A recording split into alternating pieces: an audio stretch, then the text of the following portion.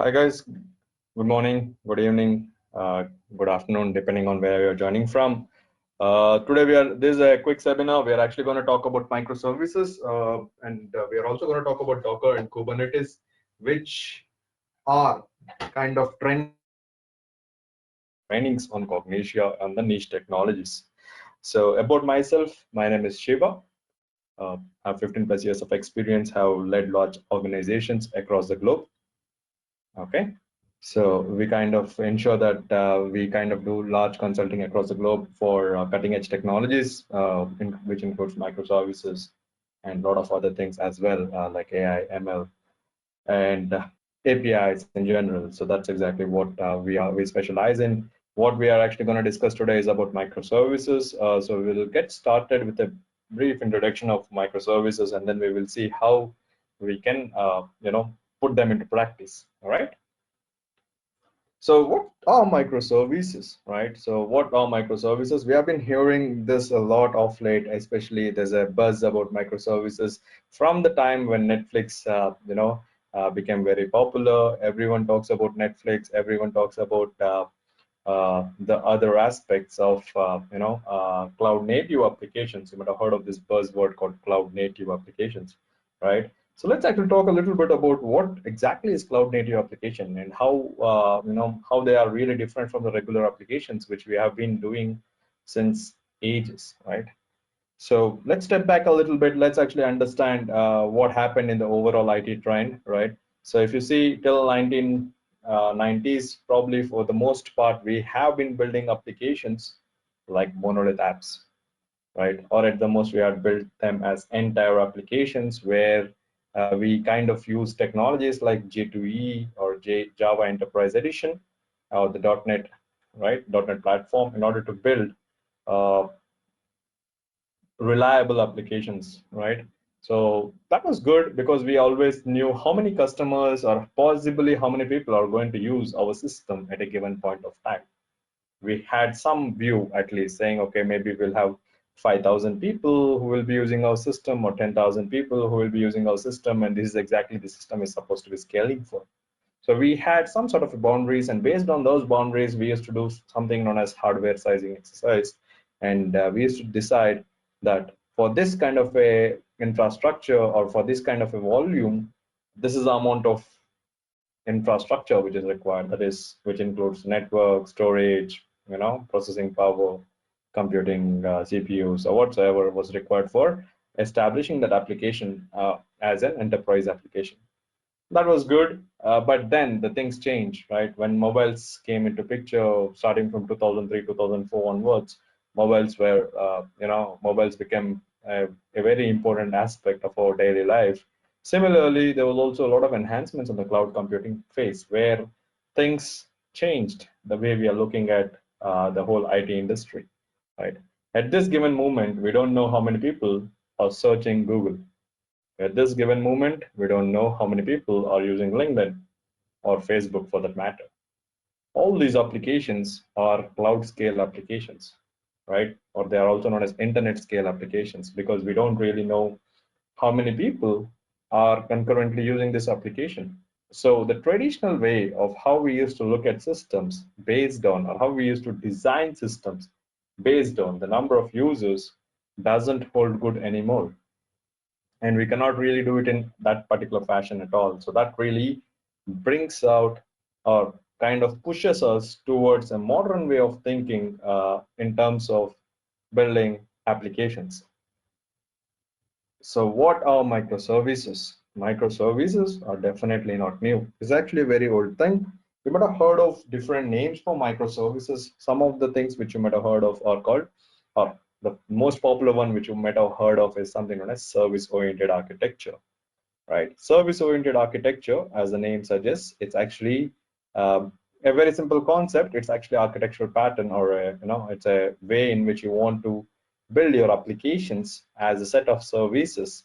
And once you build these services, what SOA suggests or SOA recommends is that you would be able to take advantage of composing them and making them meaningful applications. Okay, so that's the primary objective of service-oriented architecture. As I said, it's an architectural concept and it's not really a product or a project for that matter. Many people kind of think SOA is a product, and you might have seen a lot of articles saying SOA is long dead, SOA no longer works, but that's not true. SOA is actually a concept. There's nothing like, a product or some sort of implementation. You just can implement in terms of services, right?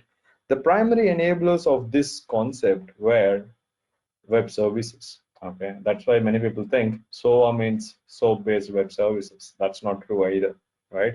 SOAP-based web services were a way of integrating two systems using standard SOAP protocol, right? That's exactly what was the primary reason many people were, under assumption that SOA is all about web services. That's not really true. So let's actually talk a little bit more about how things are changing now. So if in simple terms, it's all about service-oriented architecture. This is definitely a modern version of SOA. So microservices, as the name suggests, are definitely still services, and each of these services are capable of implementing certain aspects of an application. And we will talk more about what are these aspects and how do we really build microservices. But just remember one thing for now, this is a modern version of SOA, right? That's the simplest definition. So we are actually building services and we are able to realize the benefits or reap the benefits of SOA, whatever was, recommended by many big authors out there. In the new world, as I said, speed of delivery really matters because the competition is very high. If you don't deliver, someone else would do in the competitor world and they would be ahead of you in the curve, right? So in the modern world, definitely speed of delivery is one of the most important aspects, right? And the second option is scalability. Scalability, as I said, you design your application for X number of users, but you really can't control how many users are going to be using your application anymore in the modern world, right? That's why scalability is another important aspect. The third important aspect is about innovation and experimentation. Trying out a new feature is a very important aspect. And in the modern era, there are places or there are times where we kind of try a new feature and it may work or it may come out great. Or there are times when you may have to possibly roll back that particular feature because it was not really widely accepted by the people, right? So there could be any of these options. So these are some of the modern world things which you're really looking for. But not only these, the modern computing softwares are supposed to be cloud friendly, mobile friendly, DevOps friendly, right? And if you have heard of DevOps, as the word goes, it's not very old. It's hardly 10 years, a decade old at this point, but it is one of the most popular world and it is one of the hot jobs which which you might have heard of in general, right? So what is cloud computing? What is DevOps? These are all different questions. Probably you may want to kind of search for some answers in this regard, right? So DevOps and cloud computing are really driving the next generation or internet scale applications, as I just named few, right? Like let it be LinkedIn, let it be Facebook, let it be any of those servers, and you would actually have the same thing. All right. At this point, we cannot go back to our investors or our partners or whomever who are our stakeholders that our application may work on cloud. We cannot tell that anymore because almost all applications are expected to work on cloud natively. That's exactly why cloud native applications have come as a very important aspects of application development. So what does cloud native application mean, right? So a cloud native application is, as the name suggests, it's a native application to a given cloud. Now, what does that mean? Because we have so many different types of clouds, and which cloud are we talking about? So what people did was that they actually kind of identified some 12 factors which really defines a cloud-based application. Okay, so they defined a 12 factor apps or 12 factors which define how cloud friendly these applications can be built as. So that's the primary objective of cloud native applications. We will see few actually today. The Docker, whatever Docker you build, generally Docker itself is a cloud native app. There are also modern frameworks like like .NET Core, Spring Boot apps. All these are cloud native apps by default. They have all the support required for those 12 features which I just mentioned, right? So let's see about them a little later while we come to the Docker discussion. Okay, so let's move forward. So as I suggested in the previous, or as I mentioned in the previous slides, one of the things which you kind of talk a lot about is about monoliths and microservices. So what's a monolith, right? We used to design applications where everything was in one centralized database, all the code base was in one centralized location, and so on and so forth. So we had a large system which kind of looked something like this, a module A, module B, module C, module D, or module X for that matter, which had its own business logic, its own presentation logic, and end of the day, its own database logic, which all resides in a single database, right? So all the functionalities, even though we kind of split the functionalities in terms of modules, they were definitely tangled. So module A could have dependency on module C could have dependency on module B, and so on and so forth. So they were actually, inseparable. Hence, you built a monolithic application because it was easier for us to think of, the whole project as an application and just build like, module by module, like login module, loan modules, credit card module, or whatever, depending on the, domain which you're really coming from. The primary objectives of, monolithic applications is, in simple terms, a way in which you have the various modules which are there and the way in which you have segregated your code base, right?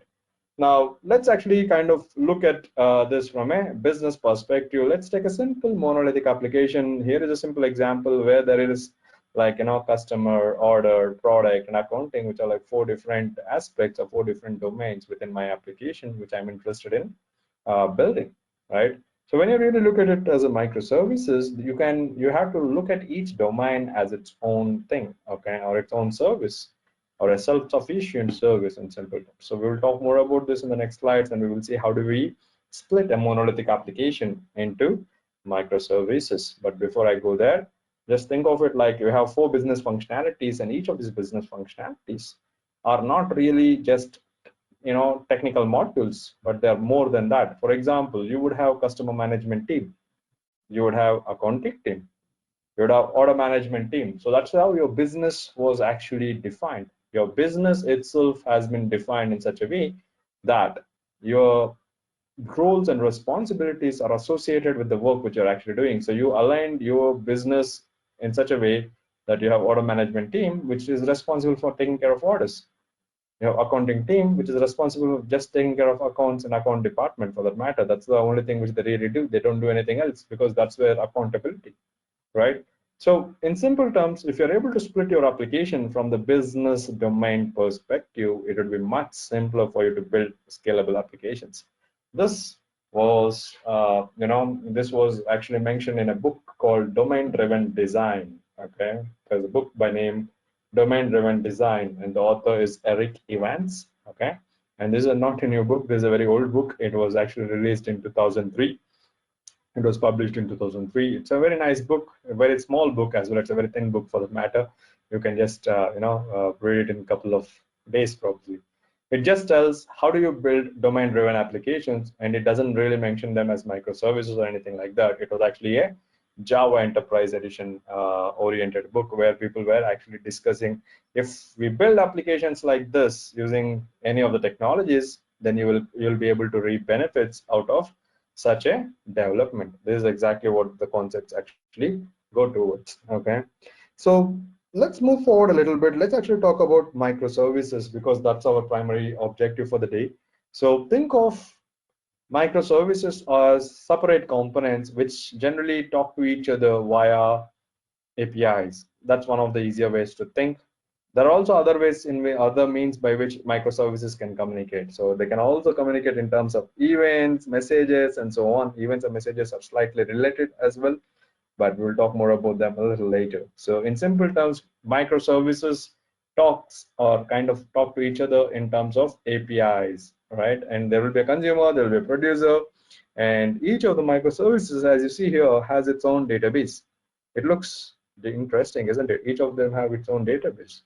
Now, that may not be physically like, one has a MongoDB, another one has a MySQL, and It's like, I need to maintain, I have 10,000 microservices, so I have 10,000 databases. That's not really how the things will boil down to. What it really tells is, do not mix up data at the database layer. That's exactly what the convention says. It doesn't really say database, it says database layer. So it may all sit in a single centralized database or a couple of databases for that matter, depending on your feature requirements. And we will talk about that just in the next slides, where you will actually see how this really helps in achieving the goal of abstraction.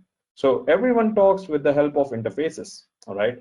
You might have used interfaces in any of the programming languages. And one of the interesting things you might have heard of is an interface is nothing but a simple set of rules, right? It's a simple set of rules which you would like to, or which you want the customers or the clients to follow, and you kind of accept certain inputs and respond with certain outputs. That's exactly what an interface is, right? So that's the whole thing in this particular aspect in general. So we will talk more about this at a little later point as we get there. Let's actually look at the principles which define microservices. Here you are seeing some 6 principles. There are a few more principles actually, okay?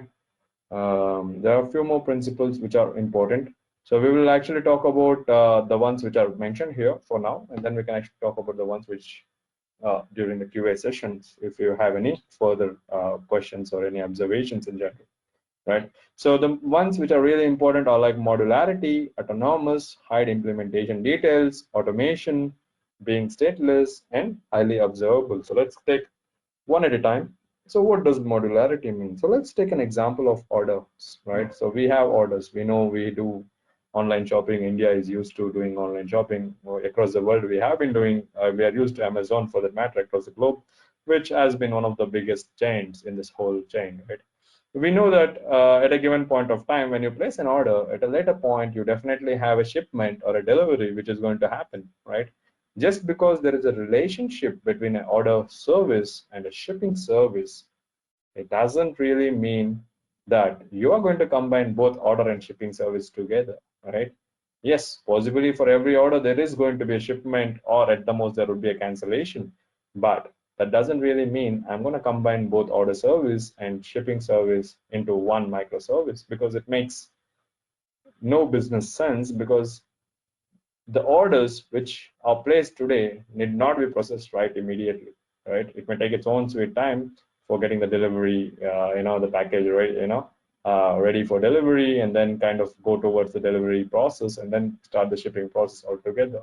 So there could be a lot of different business validations. There could be additional steps which may be involved during a given point of time. So your orders and shipments or shipping service need not be together at any cost. Just because we have said that they could not be together, don't make it too small. Don't make microservices like create order is a separate microservice, update order is a separate microservice, right? That is too granular, because at the end of the day, you will have so many microservices in that kind of a scenario that you'll have too many microservices to manage for nothing, okay? So that's a basic definition of modularity. Try to get your modularity right, and that will help you a great deal in the achieving the questions in general, or achieving the objectives which you're really looking for. All right. So there are a couple of questions which I'm seeing which have been asked during the webinar. Definitely we'll take up these questions, guys. We'll have a dedicated QA session as well, so that we can actually answer some of the questions. The ones which I'm saying are like, are microservices SOA one and the same? Microservices is a way of implementing SOA, right? SOA is a concept, right? So we will actually talk about it, in the later half as well, where we will see that the microservices is a way to achieve SOA, but SOA as a concept is a concept. That's it, right? So we know that there is a bus. Bus is a concept, and anyone can implement a bus. It could be Tata, it could be Mercedes-Benz, also it's like that. All right, let's move forward for now. So how do we define, or how do we handle modularity? So we should be able to split our application. We should be able to split our application with respect to our business capabilities. We should be able to do it on basis of our business capabilities. So the business capabilities, in simple terms, revolve around 2 principles. One a single responsibility principle. I'm sure you might have all heard of this, and so we generally say everyone should have a dedicated single responsibility for which he is totally accountable for. It is the same principle saying, hey, you are responsible for this and you are accountable for this and you are accountable for a given objective. And that's exactly what microservices is actually all about. Okay, so your microservices should be based upon, or should be derived based on, a single business responsibility, and also be dependent on single data domain. Okay, so a single data domain and single responsibility principle defines the way in which you will be able to implement or split your applications into microservices. All right. So the second part is about separation of concerns. So separation of concerns is another concept where we kind of split our, as I said, right, customer service or customer service team is totally different from accounting service, right, or accounting department, which we will have within our organizations. They are responsible for different concerns and they are supposed to be owning those concerns, right? And then you see something called low coupling, right? So what happens in my customer department doesn't really matter to my accounting department. There could be different aspects which maybe there will be certain relationships, but that doesn't mean there's a heavy, or um, there's a there's a major dependency between these two domains, right? And there's a last point called understandable by person. This is a very interesting one, and the reason why I say it's an interesting one is because you notice that the understandable by person is one of the most complex things which we can achieve. Why? Traditionally, we are used to looking at complex systems, and we were always proud about how complex our systems were. Okay, and whenever a new candidate or a new guy comes into the team, the first thing which we used to do is to hand over the documentation and say, hey, get started, this is where we start, right? And the complexity to onboard an employee onto a given project varies all the way from months to weeks to sometimes literally from weeks to months, definitely not days for sure, right? So that's what we have seen, and it is because of the complexity involved in the kind of systems we used to generally build, right? So we will see how this helps in modularizing the things as well. All right, so let's move forward. So how I do see some more questions here. We'll talk about them as well. All right, so single data domain in simple terms means, like, how did you see here, we actually had 4 business functionalities, and we are actually talking about a specific domain object. That means you are talking about customer object as a domain. A customer may have to be created, may have to be updated, may have to be suspended, etc., etc., right? He will have his own life cycle. Order will also have its own life cycle. So anything which is in self-sufficient business term is actually a domain. Okay, that's the simplest answer I can give you for now. Yeah, so we'll talk more about this low coupling part. Low coupling is another important aspect. As I said, there should not be a dependency on order service and shipping service. If there is a dependency, still it shouldn't be direct. That means if I'm working with a certain version of order service, that shouldn't stop me from upgrading to the next versions in future. So that is a kind of low coupling which we are talking about in this regard. All right. Let's talk about modularity with respect to team. This one you will enjoy, trust me, because we have always been seeing the teams like this, right? We split our teams into UI teams, server teams, and capability based teams. In simple terms, we always define teams based on certain capabilities. And the interesting thing about this is whenever, let's assume that there was some orders page, and this orders page was taking a very long time to load. The first thing which you tend to see is your business users who are probably using your application tell, hey, this particular page is definitely loading slow, right? And that complaint definitely comes to the UI team for the most part. And when they get this particular thing, either via support or via direct interaction or whatsoever, right? When they try to debug, first thing they will realize is the server is definitely responding slow, or the backend is, or the middleware is responding slow, right? And when the middleware team looks for the things, they would realize that the database is responding slow.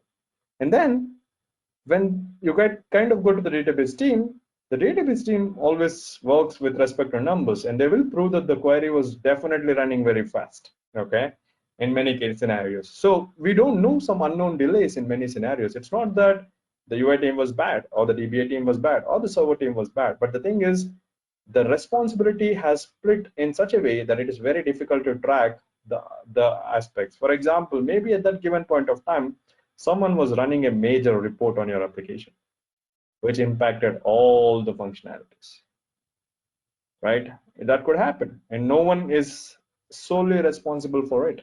And they were doing their job, the others were doing their own jobs, right? So that's the most common problem. So how does microservices address this particular thing? Instead of thinking in terms of project, think in terms of product. Think of the capability as the major thing, right? So if you see here the customer, all the things related to the customer UI, customer middleware, customer database is all part of the same team, right? Now let's assume my orders page, which is here, is actually loading slow. I don't need to talk to the customer team and say, hey, for some reason the orders are not loading well. That doesn't really help. You need to go and talk to the orders team and say, hey guys, this particular thing is happening. Can you help me fix this, right? And now it is their accountability. It is the accountability which is coming here, and it is much easier to handle at this particular level because you're totally segregated. You do not have any dependency on any other module directly in many scenarios. So this helps build the modularity within your organization. And this is something which you might have also heard of people saying, two pizza teams and things like that by Amazon. There are many other patterns, in fact, which we have been hearing about things. All right. So that's finally to conclude this. Think in terms of a product, not as a project. That would help a great deal. All right.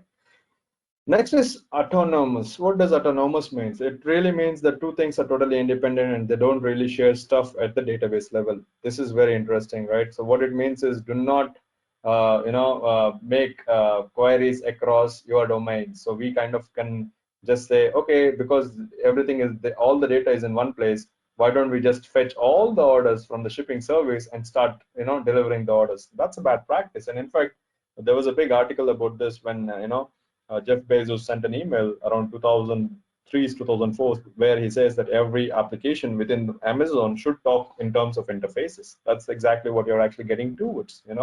We need contracts based on which there would be communication within the system. That's exactly what you're noticing. All right. So what is the other way of looking at it? Traditionally, we have been, this is more of like from the Java perspective. Traditionally, we used to talk in terms of var files, AR files, which were like, a single code base, which we would like to host on a single major server. We used to call them application servers, and they were responsible for handling all the load. Okay. But when we talk in terms of microservices, nowadays we talk in terms of jar files and Docker containers, and we'll talk more about them at a little later point. So if you have seen, Spring Boot has been very popular in the Java ecosystem, which will kind of give you a fat jar. What it means is it actually, instead of having like traditionally we used to have, these applications in an application server, instead of that, we put the application server into the application, right? So that's the interesting thing which we did. And it was very surprising when we used to look at it from the development standpoint as well. We were wondering, why would someone want to put an application server into or a servlet engine into an application, right? But that really gives you a containerized or a self-sufficient app, right? When you have self-sufficient apps, you have an ability to manage them better. That is exactly why, Netflix also leveraged Spring Boot as their initial enabler for microservices. And remember one thing, when Netflix did their microservices journey, there was no Dockers, there were no Kubernetes. Okay, so they were way ahead of time, and that's why, if you have heard of any of these, fancy frameworks like Netflix, Eureka, Hystrix, etc., etc., don't just stay there. Things have moved on a long from that particular point. There are many good, many new things which have happened. Many things are still happening. This is a happening field overall. All right. So, and you may have to be in a constant learning phase if you have to be tracking the progress in this particular area. All right. So, in simple terms, autonomous, each application is itself a self-sufficient or a self-contained application, which could be deployed, upgraded or whatsoever, right? So you'll be able to achieve all those activities independent of other applications. Okay. All right. So let's move on to the next point. each of the microservices, if they're really communicating to each other directly, they should do it with the help of versions. Okay, so there should be a strong versioning management which is required for each of the microservices, and each communication should happen specific to a given version. We will talk about how you can do API versioning. API versioning is a very common thing which you tend to see nowadays, and because APIs are not new anymore, they are there from almost 2 decades at this point. All right. Let's move to the next one. So this is about hide implementation details. This is a nice example which you're saying. You see there are two applications which are actually talking in terms of HTTP, and there are also two things which you are noticing, like the REST and JSON. So what it kind of tells is there are two APIs which are actually communicating with the help of REST APIs, and they are actually speaking in terms of JSON. JSON is just a data format, right? And REST, as you know, or as you might have heard of, it is actually representational state transfer. And all it claims is you follow certain principles and you will be able to communicate things very effectively between the systems. That's exactly what you will tend to see. All right. So as you can see, there are things like, there are a lot of things which are possible in this particular space. You can use JSON, you can use any other database or data formats for that matter, like protobuf, or there any other, you can use any of the other patterns. Even you can use YAML for that matter as a data format, which is much more efficient than JSON in certain regards, right? So what are we talking about here? So assume that there are two APIs. Does it really matter what were these APIs implemented in? It doesn't, because provided I give the exact inputs, I will get the appropriate response. That's exactly what the contract defines. And it really shouldn't matter which technology was used to build that particular API. This is one of the most important principles because this enables something known as polyglot applications. Okay, so traditionally we used to choose technologies either based on capability or our strengths. Okay, saying, hey, we know that we are very good at Java, so let's pick Java and let's get the things moving, right? But now, because of the ability that you can actually bring the best of the technologies to handle the required problem, for example, if you look at a file search, probably Perl is the best language, right? Because regular expressions actually came out from Perl. Maybe I'll use a Perl-based microservice, which will be able to, scan through the file much faster than a Java-based microservice, which again has to be, compiled, interpreted, and all that, right? You have a lot of other processes, and it is definitely much slower compared to that of a native programming language like, a C or a Perl for that matter, right? So hiding implementation details will give you a lot of benefit, and that's exactly why, the microservices at this given point, things are changing, and people don't really ask in which technology you are building your microservices in. And almost every stack, let it be Java side or the .NET side or the Python side, have almost similar capabilities in how we are actually implementing our microservices. All right. And the next thing is about CI/CD pipelines. This is more about DevOps. It's a very common practice that we are seeing nowadays. Why? Because, as I said, delivery of your application or the speed of delivery really defines the speed at which you're actually able to deliver the applications and get the things moving. All right. Now, this is one of the important aspects. As you can see, you are building, testing, deploying it to either to dev or a testing environment, or then you can actually deploy it to production. If you're going all the way from deploying in test environments to deploying in production, then that's where you're talking about continuous deployment. Okay.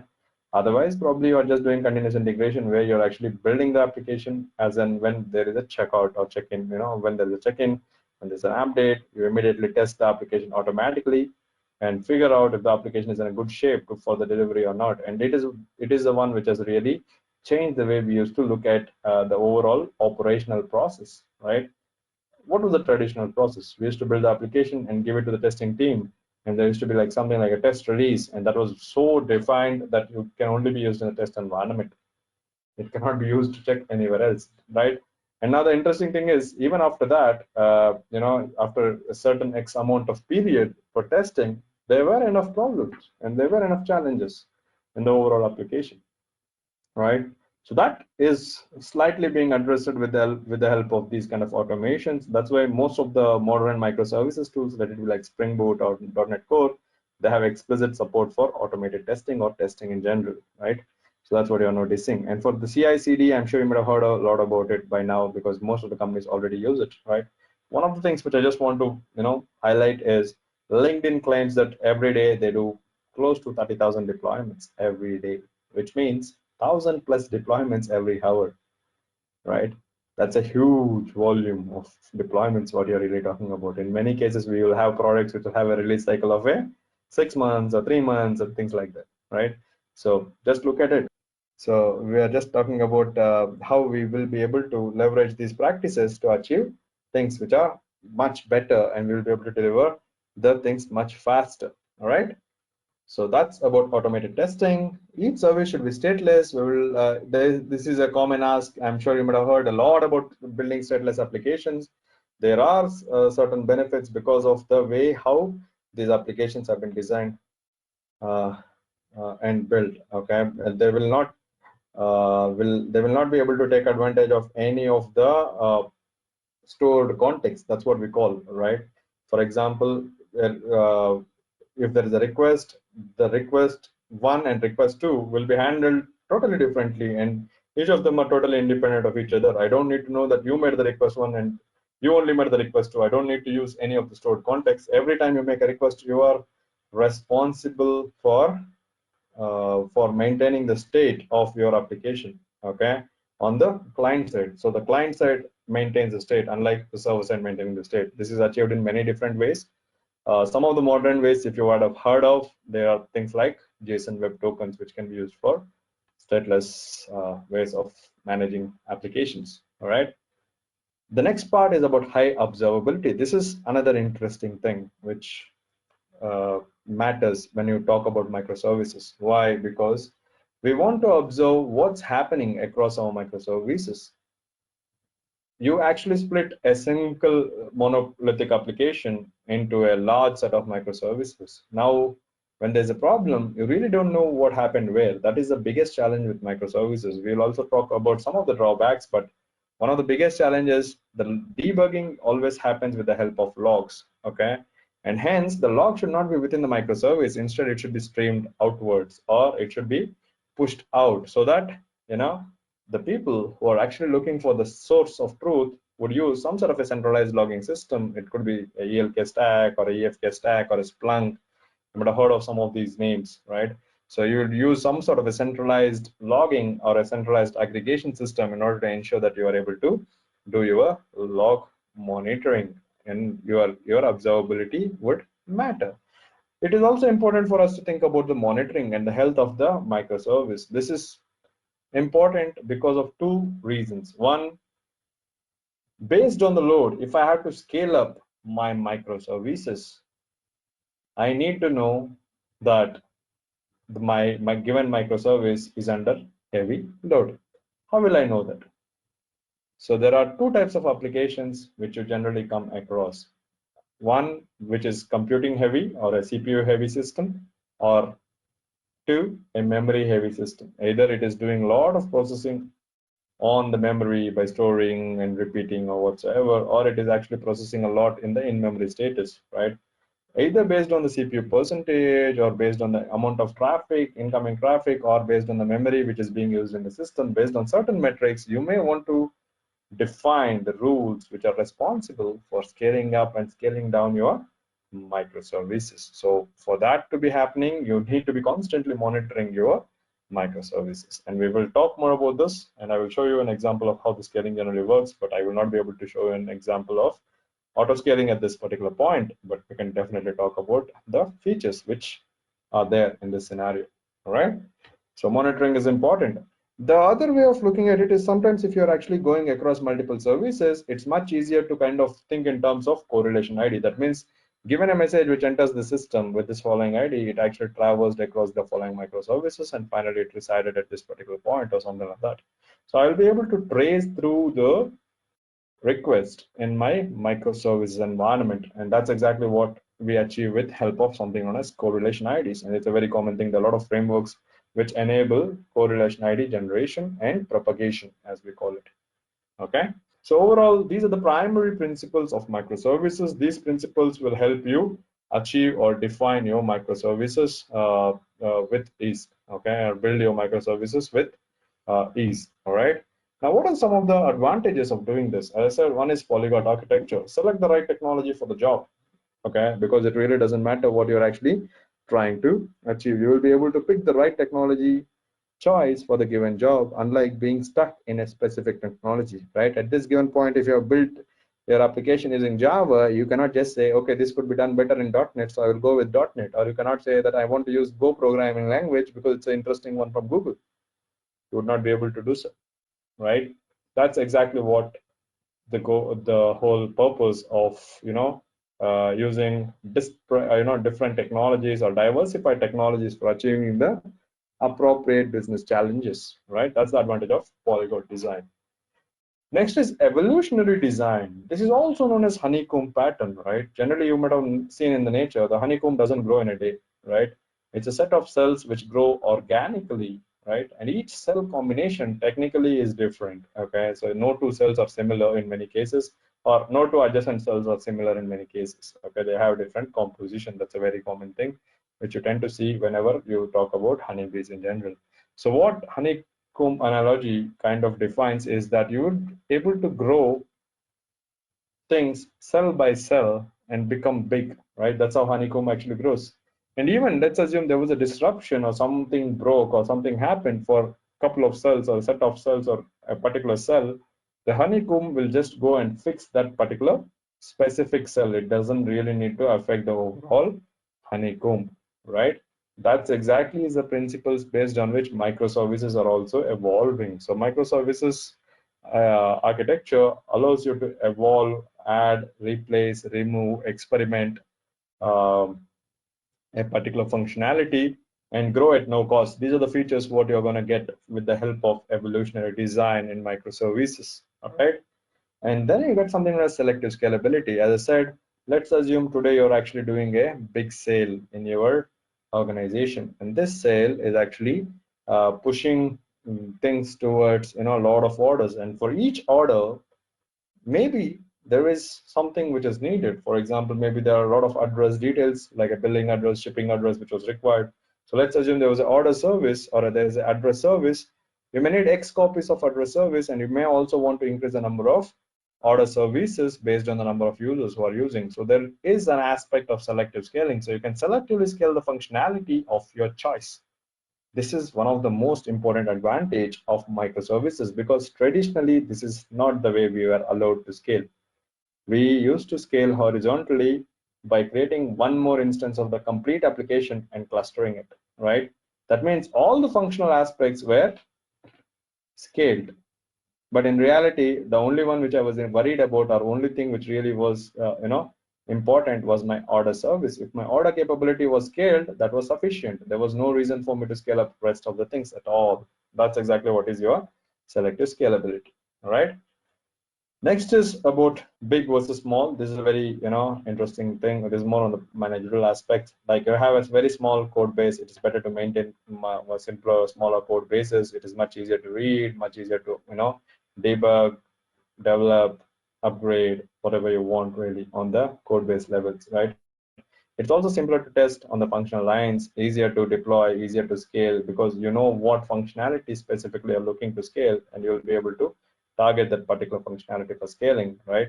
And the other benefits of microservices, there are two important aspects for microservices. One is starting faster, another one is graceful shutdown. Okay, your microservices should be able to boot rapidly. Okay, so they should boot somewhere between 2 to 10 seconds at any cost. Otherwise, it would beat the amount of traffic which is actually coming from this kind of a cloud scale system, right? That's exactly why starting faster and a graceful shutdown. A graceful shutdown would mean while I'm shutting down, I need to ensure all the connections or all the resources which I've acquired are released before I shut down. That's exactly what is my graceful shutdown. All right. And it should be easier for new developers. As I said, now that you're dealing with smaller code base, it's much easier for your modern or the new generation developers to onboard themselves onto these technologies. All right. So that's the paradigm of big versus small. It actually kind of, goes a great deal with respect to these features. Okay, let's talk a little bit about drawbacks. We spoke so many things about advantages, right? Let's talk a little bit about drawbacks as well. Some of the drawbacks which are, which you can highlight are like, you had one simple monolith. It was nice, how many servers were running. You know that if the request has not gone to server 1, it is definitely there in server 2 or at the most in server 3. So you will be able to debug them easily. But at this given point, now that you have distributed your simple monolith into a set of microservices, it is really going to be very difficult for us to manage and maintain those kind of distributed systems unless we are prepared on figuring out what happened where, or there is enough observability in simple terms, which tells me that this is what happened at this given point of time. All right, so that's exactly why why are distributed systems so hard to maintain and manage in general. Then there are things which kind of come into picture. For example, transaction management across distributed systems always has been the most hardest thing to do and still remains to be one of the most hardest thing, right? In fact, in microservice scenario, if you ask me how do I do transactions, I would say don't do transactions. Instead, try to do like, succeed till repeat till you succeed. That's about it. Just continue to do the task or repeat the task till you succeed instead of struggling with transactions, right? Because if I placed an order, I placed an order. There's nothing to roll back there, right? Either you succeed in getting my order delivered, or you failed. That's about it. There's nothing to roll back. What do you mean by roll back? It's just a different state. You have achieved a different state where the order is in a cancelled state, maybe, or I couldn't deliver for whatever reason, right? So actually, transactions are looked at in a very different way when it comes to microservices, all right? Let's go to the next topic, which is HTTP. So generally, most of the microservices tend to be like REST APIs. That's how people are building. Things are changing nowadays. We actually build in terms of events and event streamings at this particular point. But traditionally, we used to build like HTTP services. So HTTP services were relatively slower. That is because of the way the HTTP was designed. Okay, so HTTP 1.1, which was most there, which was the which was there from 1999 till 2019 almost, was one of those technologies which was there for 2 decades and was not really improved a great deal. That's when we are actually talking about HTTP 2. As soon as you switch your servers from HTTP 1 to HTTP 2, you already would reap a benefit of around 1.5x, and you can notice that if you really want to see 1.3 to 1.5x, you will already have a benefit because of certain features which they added as part of HTTP 2. By the way, the latest version of HTTP is HTTP 3.0, okay, which is already in progress, and there's a lot of work which is happening in this regard. So things are going to be much more different. So it's switching up or upgrading your HTTP version itself adds a lot of value there. Requires an ecosystem. I'll talk about the ecosystem, right? Why is an ecosystem required? You had one functionality, you split that one functionality to 100 small services. Now something should be there to kind of tie them together and make it all work like a single unit. That's exactly why you need an ecosystem. We will see how the ecosystem matters, right? And then the other thing which is also equally important is to decide whether the things are synchronous or asynchronous, right? By default, we assume everything should be synchronous because on click of a button, we want the magic to happen, right? But we know that the magic can't happen because maybe on click of that button, you're actually pulling a lot of records which need X amount of real computing time. And that has to be considered. There is no alternative way to escape that particular thing, right? So what is the best way to do it? Instead of making the person wait, maybe you want to make it asynchronously. Maybe you want to send him a notification when the data is ready, once you manage to do your computation, right? So that's why, thinking in terms of asynchronous services or asynchronous technologies is much simpler, right? Compared to that of thinking everything like synchronous, okay? And they're equally hard to achieve as well, all right? The next is about integration testings. As I said, you had one application on which you could actually integrate all the modules, verify if everything was working fine. Now you have one application which has been split into 100 services, and you don't know which service is in which version. You don't even know how they are going to work together. That's exactly why integration service or integration testing is a very complex aspect when it comes to microservices. So overall, the conclusion is that the microservices are definitely hard to implement and way complex than that of a monolithic application, but it comes at the cost of, ease to scale or growing at no cost, and also with a lot of other benefits like manageability and many more, which are actually adding benefits to the overall microservices architecture. All right, so that's a basic conclusion. Let's talk a little bit about ecosystem. Before I go to ecosystem, if you have any questions, I can just answer them. Just give me a second just to see the questions. All right, so yeah, looks like there are no questions as of now. So let me just move on. All right, so we'll just talk about the microservices ecosystem. The ecosystem primarily consists of things like load balancer. Why do I need a load balancer, right? So we'll talk about that. So as I said, the whole aspect is about selective scaling. So you want to scale up your microservices, and you actually scaled up your microservice to X number of times. When you actually scaled up the microservice, it is important for someone to load balance and ensure that the microservices are actually reachable and are actually balancing the load, which is coming from the client end. That's exactly what is load balancing, and hence you need a load balancer for each of the microservices which you actually have and which have been scaled up or which have been repeated for that matter, right? So you definitely need a load balancer. There's also a concept of client-side load balancing, but this is not very important because you don't really want your customers or the clients to know how many instances of my microservice exists. Okay, so there are two approaches. One is server-side load balancing, another one is client-side load balancing. The most recommended is definitely this one because you don't really want the client to know how many copies of your service are actually running. But this was used for some other purpose. For example, let's say your microservice 1 is talking to a microservice 2. Instead of looking at it as an end client, if you're looking at it from microservice to microservice communication, it would sometimes be helpful because I can actually talk to the closest microservice instead of going to a instance which is far away. So there are certain benefits, but overall you can just think that the client-side load balancing is not a very important aspect. All right. Second thing is about service discovery. So service discovery is not a new thing. This was actually one of the core principles as part of SOVA as well, where we used to tell that there used to be three things, one called WSDL, another one called SOAP, and then there was something called as UDDI, which was actually responsible for discovery. Okay, it's the same concept borrowed forward, and we are actually saying that we need a service discovery server where each of the microservice, as soon as it boots, will register itself with the discovery server. And whenever someone wants to know where is the service, saying, hey, I want to talk to the product service, you will say, here is where it is, go ahead and talk to this guy. So it will give you the instance which is available. If it is nothing available, then it will say nothing, there's no such service, right? So you're talking in terms of names or addresses, which are actually much more easier for us to figure out. Yeah. So if you have multiple instances, it will say, hey, here is one of the copy. You can just talk to any of the following copies of the service. It is also possible for you to do this as well. All right. So these are the two important aspects. All right. There are also many other important aspects, but I'm just collecting the ones, or I'm just trying to put across the ones which are very prominently used. Okay, so let's assume there's a browser app and there's a mobile app, and you have all these different types of services, and you have multiple copies of these services, right? So it is very difficult for your customers to know that the various IP addresses and port numbers with which your services are available. Instead, you can actually put an API gateway pattern, or also known as facade pattern, as we generally call it, right?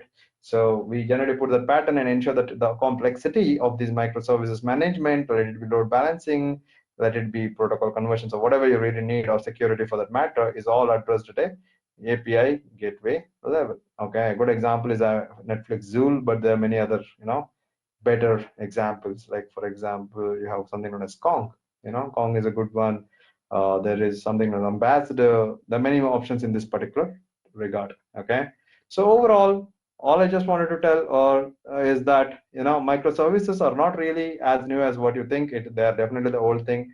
It is still a better way to implement service-oriented architecture than the traditional way of implementing it via standard web services. So microservices are a better way to implement service-oriented architecture, right?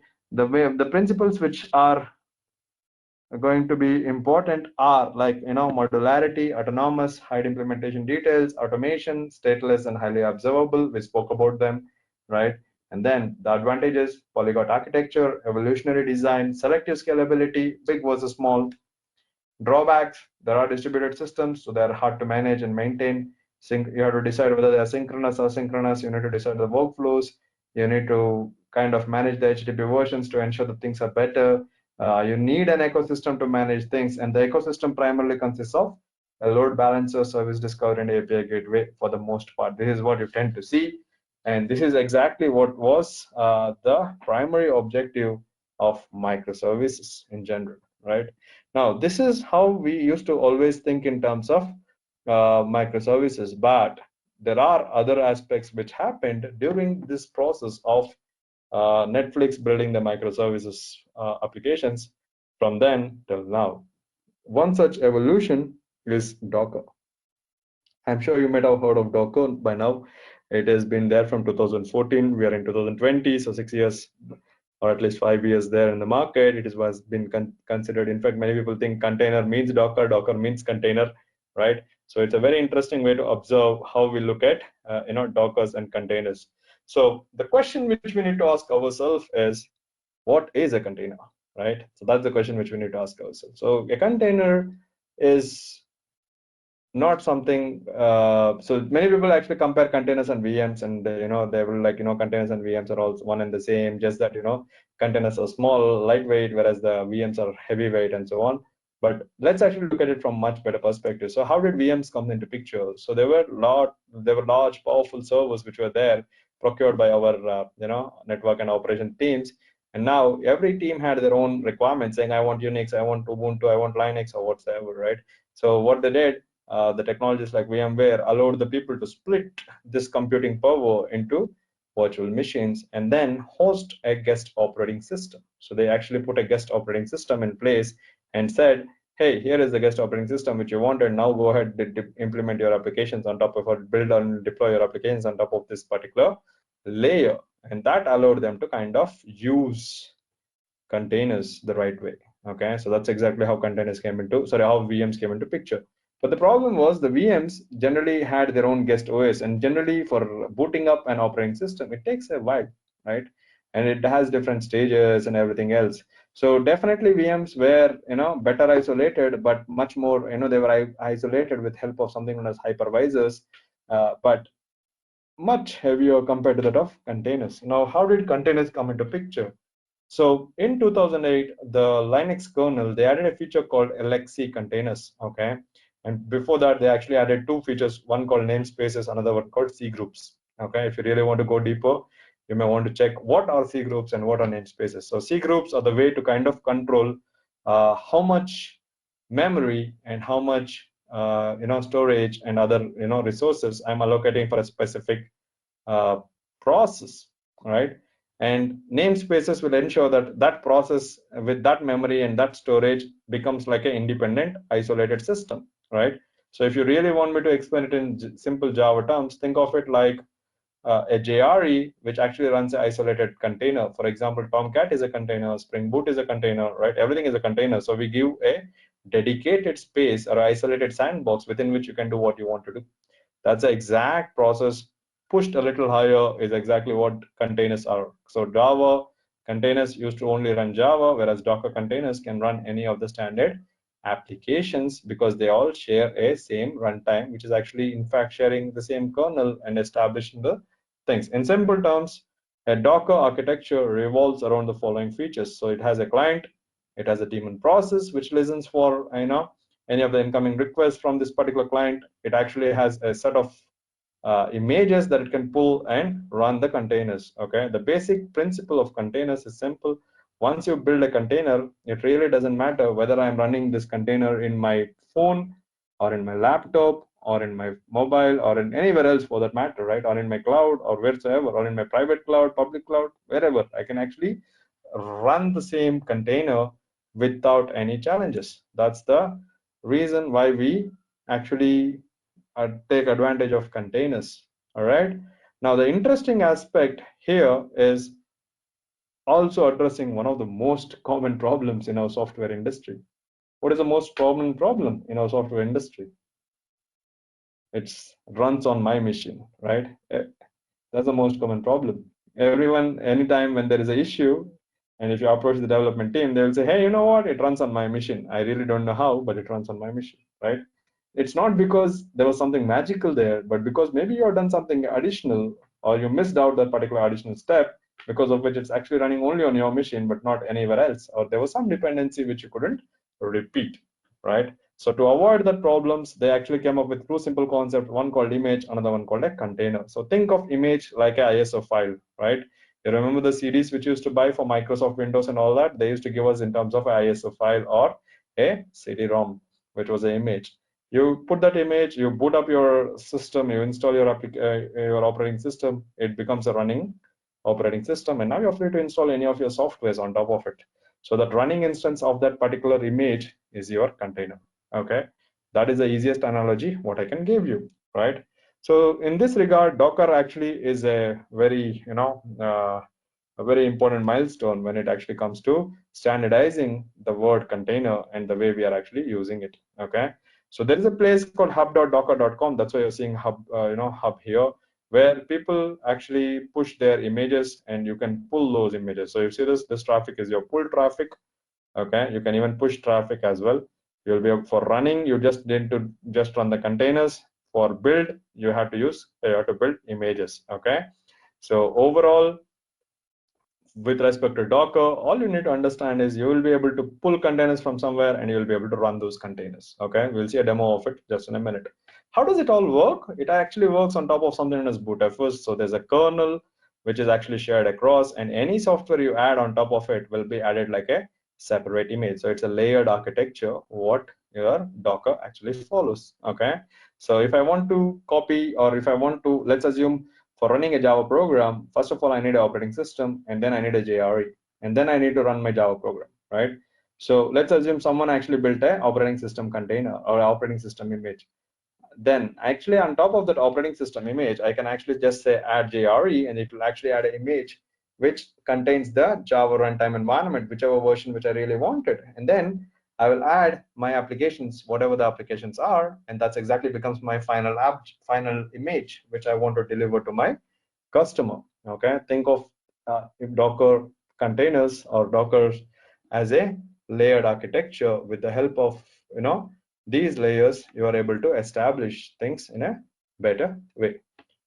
That brings us to Kubernetes. We'll talk about Kubernetes with an example. So what happened was, when you have too many containers, it is going to be very, very difficult for you to manage these containers. Okay, so that reason, what you will generally do is you will actually use an orchestration software, either like a Kubernetes or like a Docker Swarm, which will be able to manage your containers across the different systems. Okay, so Kubernetes is a little more complex. I will just show you an example of how Kubernetes also works.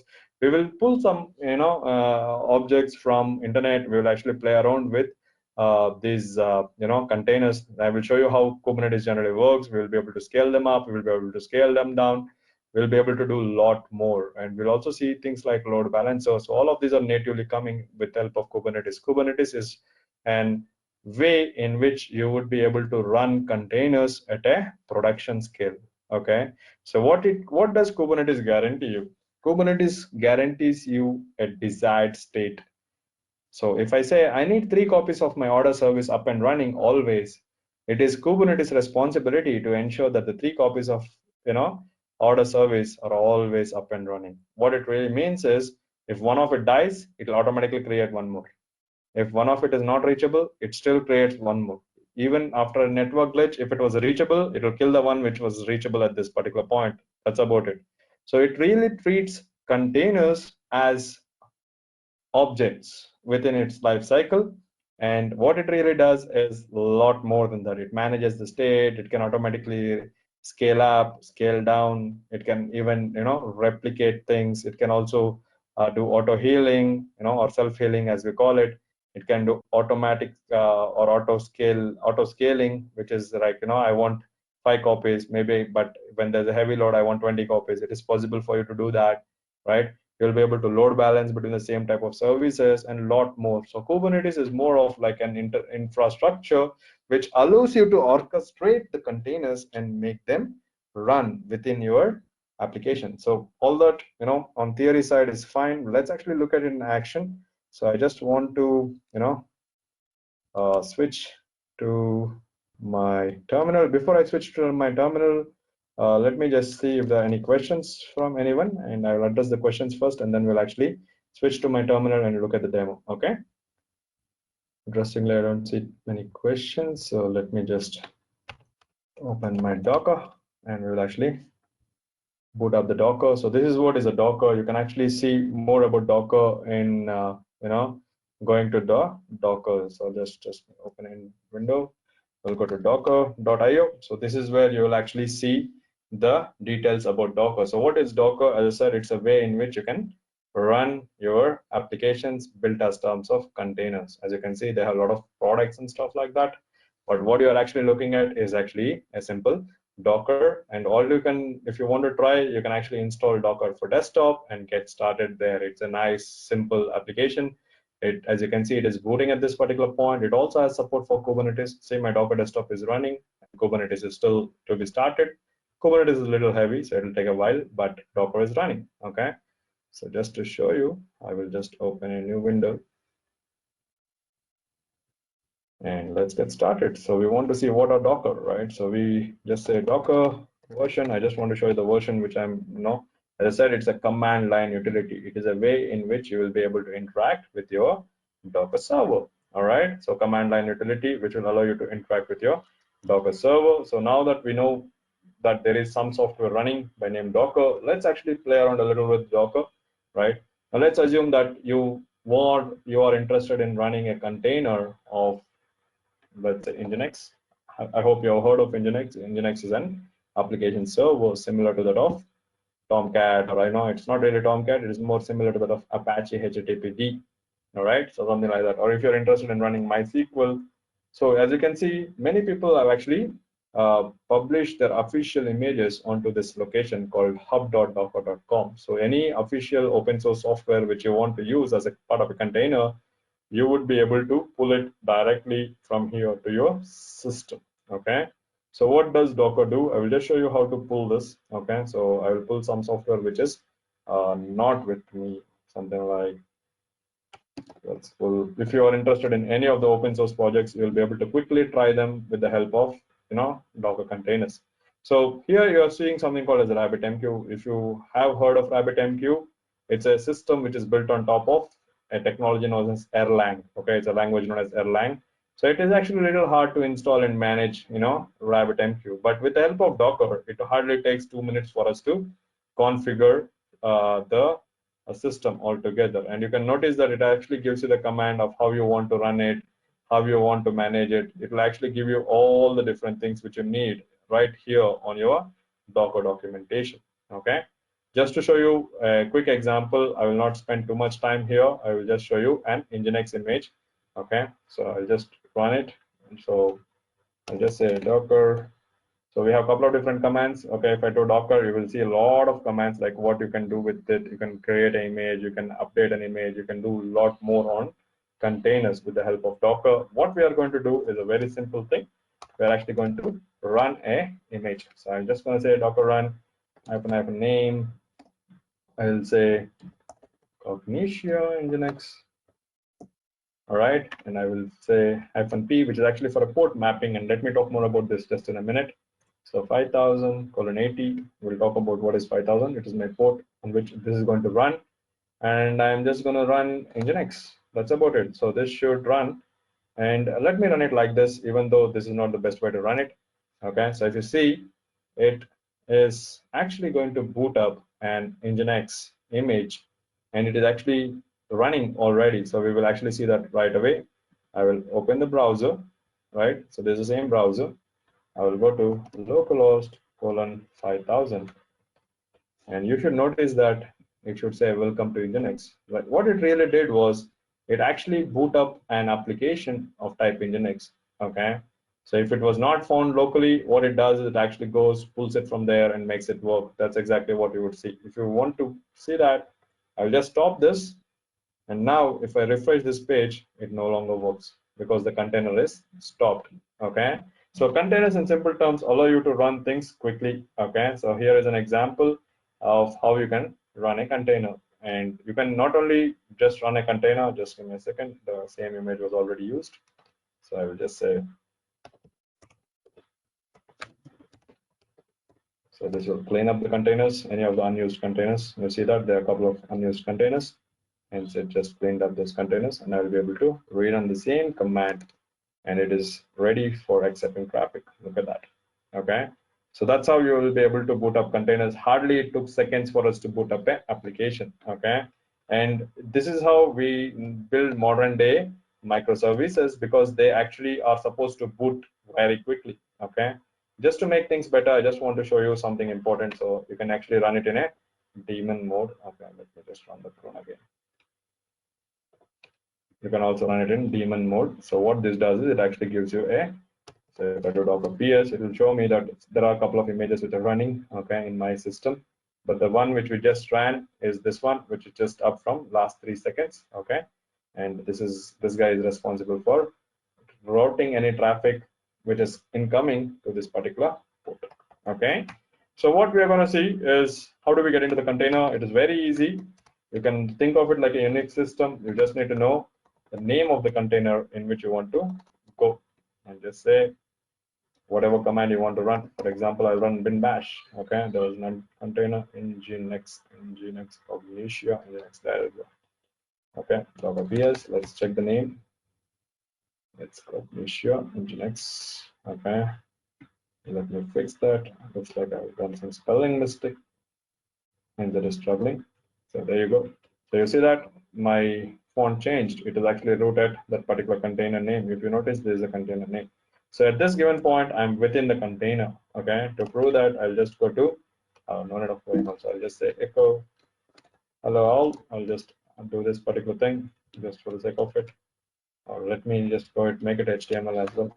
HTML body. And let's put a H1. So we just want to put a simple heading tag, and I will just put that, and I'll say /h1. I'm just creating a HTML file, nothing more than that, /body /HTML, right? A simple HTML file, and I'm just going to write it and overwrite whatever is there in user /share /nginx /html /index.html. So I'm going to overwrite that. Okay, just a second. All right, this is good. So there's a file which actually I wanted to overwrite. So let me just copy this. All right, select this folder, and then we'll actually just echo it to index.html. There you go. So okay, it is because of the bank. All right, sorry for the spelling. That is actually nothing wrong in this. It is just that this actually a special character. Control C. I just need to remove this back. It takes it as a special character in that. All right, that's about it. Now, if I go back to this image and refresh this, you see that? It's actually updating the stuff inside the container. We generally don't do this. I just wanted to quickly show you that it is possible for you to think of things in terms of containers.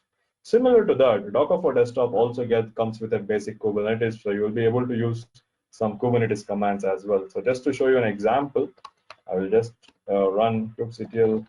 Okay, I just need to exit this guy and insert the container. Okay, I'll just go to kubectl get pods. So we talk in terms of pods and objects in terms of, whenever we talk in terms of Kubernetes, there are a couple of services which are already running. We'll just ignore that. We will look at a quick demo. Okay, to look at the quick demo, you just can go ahead and run some basic commands. So the basic commands are like these ones, which are here. So this will automatically run the stuff. So if you see this will actually create something known as a deployment by name web. Okay. So you see that there is an application from Google's container registry. So you can actually use any of the container registry. In this case, I'm using Google's container registry, from where I'm pulling an hello app. Okay. And if I do kubectl get pods, you will notice that all this while there were only 4, now you have a 5th one by name web. Okay, and each of these will have its own IP address. Look at that. They will have its own IP address. They look and they work as if they're independent containers. Okay, so if I really want, I would be able to even ping and see what is happening, but we will do that later. Just to show you that it is possible to scale them up, I will just run the second command, which is actually meant for scaling. So let me just run this. I will just replicate it 5 times. Okay, and if I click enter, and if I do get pods, look at this. Immediately, the one which was running 1 time is actually being scaled up to run 5 times. Look at this, 3 containers are just being created. If I run that command again, you will notice that all the 5 are running.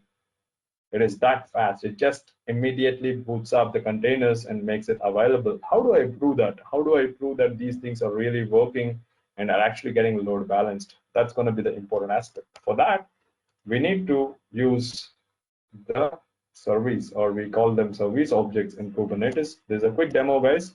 If you don't understand, don't panic. There will be detailed objects around this. So let me just show you. So, all right. So this one is as such wrong. So let me just remove that. XCTL village services VC web deploy flash web. There's a small mistake on this, so that's right. Deploy delete kubectl. All right, so we will just check that what happened.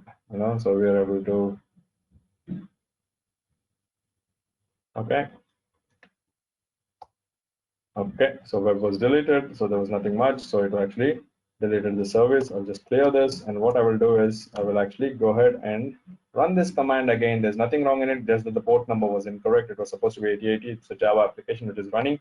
All right, so if I do kubectl get svc, which is nothing but a small load balancer unit, okay, and you notice that this is what we created 5 seconds ago. Look at the ones which are actually latest. So this is the one which we created 5 seconds ago. To prove that it is actually load balanced, I will just do a simple curl call. I'm sure you might have heard of curl. It's a command line utility. Curl is, okay, localhost colon. This should be the address. Every time I enter, look at the last 5 digits. Okay, every time it's one of those services. Let me run this again. Every time it's a different one. Almost every time it's a different one. Sometimes it automatically optimizes the connections. Otherwise, it is actually going across the 5 instances which I actually had. So just to show you that, I'll just do get pods. You see this? You have BB, which is this one. Second time it went to R2. This is this one. Every time it has gone to different one. See this? Let's see. So automatically between the same type of services, it provides you the required load balancing. All right. So this is how Kubernetes allows you to scale up. Not only it can allow you to scale up, it also allows you to scale down. So let me just show you that. So we'll just scale it down to 1 instance, and you will still notice that things will work. It's not like things will not work. So if you see this, if I run this command again, see that? Only that guy, it's always only one which is still there. And if you notice in the pods, you will notice that there's only one guy left.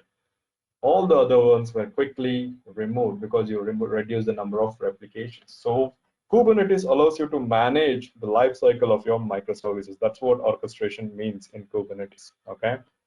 So this is a quick demo for you to kind of get a feel of what does Kubernetes actually do in general. All right. So that's pretty much what I really wanted to cover. Just a second. I am just checking I'm just getting on to see if there are any questions. So guys, any questions, feel free to ask. Let's talk, we still have a couple of minutes to discuss any questions you have. All right, any questions, please let me know. I'm just trying to see if I can see the questions. Okay, let me know if you have any questions, guys. If not, just a second, I'm just trying to see the control. All right, cool, I'm able to see the questions, sorry. So yeah, I can see the questions. Just a second. Excellent. So what do you mean by single data domain? I think I answered that question. Let's actually get to the adapters. So how the adapters like dynamic CMU can be moved outside the core product tightly coupled. See, the thing is the adapters, you will not be able to move them at this given point of time. You need to understand the dependencies between the various systems. You need to look at your integration strategy altogether. So if you are integrating with the external system, you will not be able to break that part into microservices, but you will be able to break your system, which you are in complete control. That's the only thing which you'll be able to break. In a monolith, we had all the data at one place, and now we are going to divide it into microservices. How do I aggregate the data? This is a very good question. Splitting it into multiple databases is never easy in monolithic applications. To answer this question, there are different patterns. The pattern which you may want to follow is a simple strangler pattern, where you kind of move things around into small chunks. The way you get a full view of this is kind of dependent on how you are aggregating. So there should be a single source of truth end of the day. We generally do it based on the logs, and for reporting also, it is a very important thing that you actually do it based on your log is your single source of truth in many cases, right? There are also other challenges. For example, when you want to distribute your master data across microservices, how do you do that, right? So for that, we actually use distributed cache. We also use a pattern known as CQRS pattern, which is command query resource sharing, which we kind of separate out our write data from read data, right? If I kind of separate out my write data and read data, there are a lot of benefits in it.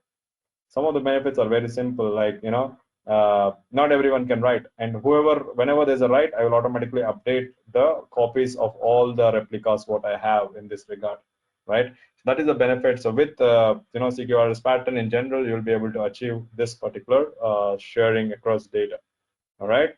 What if the API gateway service gets overloaded? Very good question. So the API gateway service is also scalable service. It's also a container, even that can scale up and scale down. Okay. Don't think of API gateway as an edge gateway in this particular case. Even those are containers. They will also scale as needed. Okay. So request traveling is a way where in which if you are moving from one service to another service, you need to know that you've actually gone from one service to another service. Sometimes you need to do a tracing around it. That is what is request traveling. Okay.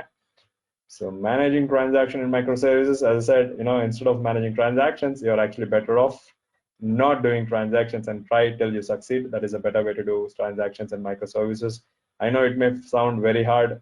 There are patterns like Saga pattern, which will allow you to do transaction management, but they are very complex. My easiest answer and the simplest solution for most of the complex challenges is that try till it succeeds. That's the whole aspect of it, so that is a better way to look at it, right?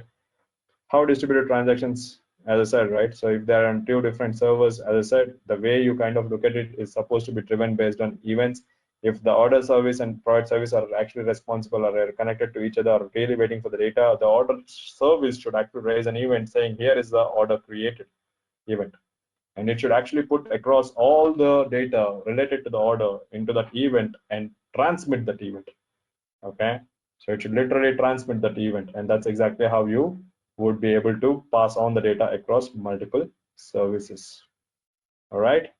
So like payments and credit card. I'm not sure about this question.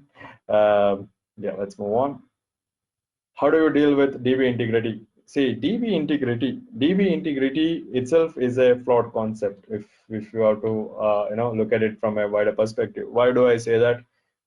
See, traditional RDBMS systems were actually built in order to minimize the storage space required in general. That was the basic concept. That's why if you see Oracle and all have been doing the exact same thing. Okay, and if you look at the modern ways of doing the DB systems, and if you notice, there's something known as eventual consistent systems, right? Like how we push something on Facebook, it need not go immediately to all your friends. It may take its own sweet time to crawl across. That's your eventual consistency system. So end of the day, your DB integrity can still be eventually consistent, need not be immediately consistent. So think about this a little bit more. There's a pattern known as there's a theorem known as CAP theorem, and you will be able to see that you will be able to get two factors out of it, not all the three factors at any given point of time. All right. So do microservices communicate with OAuth 2? Yes, it may communicate, or it may be secured with the help of OAuth 2. There is also, OAuth 2 with JWT tokens for managing the scopes and, stateless ways of authentication. You would be able to do that as well. All right. And what data model? Looks like you guys lost me for a second there. All I was saying was each microservice has its own data model. So they are responsible only for their data model and nothing more than that. Okay. How to deal with slowness in response in microservices chain calls. Best thing to do is to make it asynchronous and avoid chain calls. There are other ways to handle this. The other way is a circuit breaker pattern. If you think that you made too many chain calls and it is causing delay, you may want to break the pattern, or you may want to break the circuit and say, hey, this is the default data, please proceed, and you fix the rest of it later. So that is a standard pattern called circuit breaker pattern, which you may want to follow. All right. If you're using customer/order service for shipping, then we need to have a relationship between customer in terms of database. This is a very good question. This is known as bounded context. Unfortunately, I don't have enough time to explain it, Srihari. but I would recommend you to kind of check a look at the domain driven. Okay, I hope you guys can still hear me. As I said, the microservices are going to be both distributed and dynamic. It is not going to be easy for you to manage it without a discovery server. Okay, so please have a discovery server. Load balanced, I showed you how to do a load balanced. So across microservices, across order services, you can still go to a same volume. That's how you manage consistency across all the order services. It is possible for you to do that. Okay. Load balancing at client end or server end, definitely I would recommend you to go with server end load balancing. Okay. Next of the questions, can you please share? Okay, that's fine. Can we deploy more than one service in a simple container? Yes, you can deploy more than one service, but not recommended because you want to scale one service at a time. So it is not recommended for you to do more than that. We actually use that, we do that, but it depends on the pattern you are used. For example, the sidecar pattern, which is very different. It will help you to take care. The adjacent service is only supposed to take care of authentication and authorization and things like that. Okay. All right. Can I run multiple services? I think I answered this question. Managing transactions with like payment and credit card. See guys, payment and credit card is a very mature industry. We don't really need that kind of transactions in microservices. Microservices are not really meant for those. Okay, so you need to decide what are supposed to be. See, if your payments are going to be heavy volume, right? You can actually do the transaction, and it is a different way of managing transactions there. All right. How do we create image for each microservice? Yes, we have to. Yes, we have to create an image for each microservice. That is correct. Okay. Any good references for learning about Docker and Kubernetes? There are very good books. There's one good course, from Linux Academy and others. There are many good books out there. All right. What kind of scripting languages? It depends. This question depends on the technology stack which you want to leverage. How does service discovery work? In Kubernetes, it works based on DNS server. In Eureka and others, it is based on REST API. Okay, it depends on the stack which you have selected.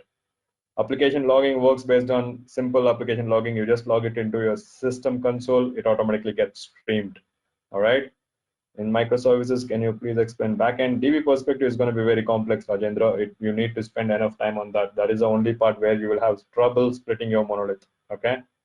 Is it a must learn? At this given point of time, Kubernetes has become the de facto standard for microservices. Okay, you can check that in the cloud. Every cloud supports it. Every major cloud supports Kubernetes. Not because that is the only option left, but it is doing the things at the scale which we never imagined. That is the reason. Okay. So if you ask me, is Docker must read? Definitely not. But Kubernetes, maybe yes. Okay.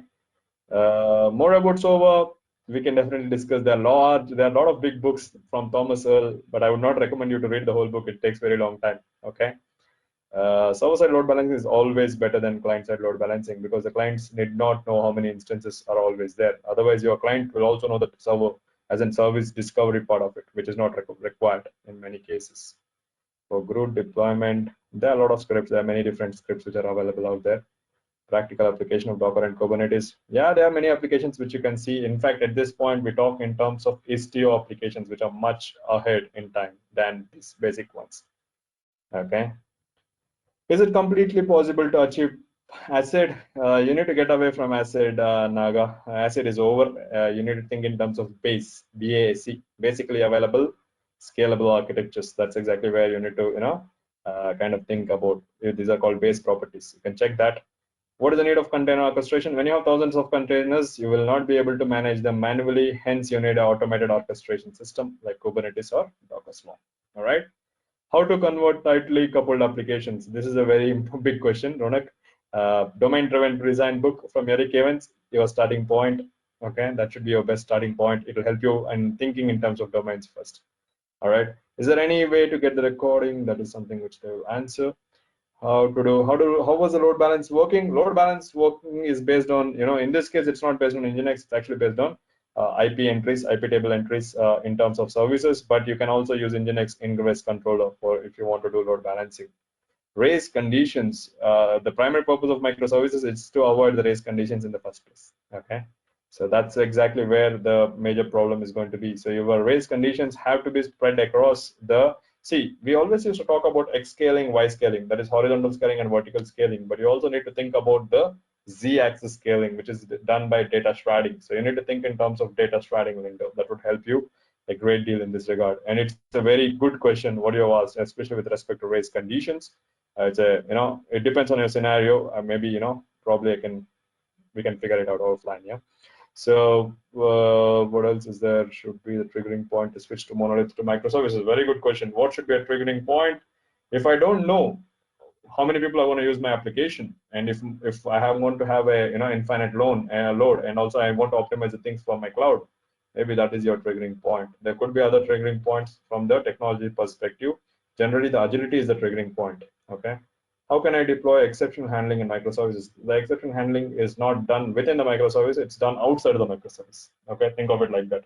If someone is not responding well, I cannot handle him right within the container. You should be handling it outside the container as well. So there are many ways to do it with Agile. So there are some of the ways. Okay. Versioning, yes, can be done very well at API level. Just leverage the API level versioning, that is best. How the intercommunication works, I would recommend you not to intercommunicate between microservices. Better go with event-driven approach. All right. Elaborate relationship between microservices and microfrontend. Microservices are two different things, guys. Don't mix it up. So if you nowadays, because of the Angulars and Reacts out there are micro front ends which are becoming more and more popular. What about authentication? Authentication, I would still recommend you to use an API gateway pattern with some sort of an identity provided to manage it. Okay. How to handle especially cross DB joins? You will never have a cross DB join in terms of microservices if you have split your monolith right. Okay. How to handle master data changes? Very good question. I told you about CQRS pattern. That is your answer for that particular thing. You can also use something like a distributed cache to spread your master data across. Okay. How to identify whether the application is candidate for microservice? As I said, it's a triggering point as well. Okay. How to handle master data? We spoke about this. How can you elaborate about? So Saga design pattern. Saga design pattern is for authenticate. For distributed transactions. You may want to check the microservices.io website. It's a good website. Chris Richardson gives you a good example how to deal with it. Okay, you may want to try that one. It takes time and also it takes effort for you to build a pattern like that. Okay, so testing, mock testing is your best friend whenever it comes to microservices testing. Okay.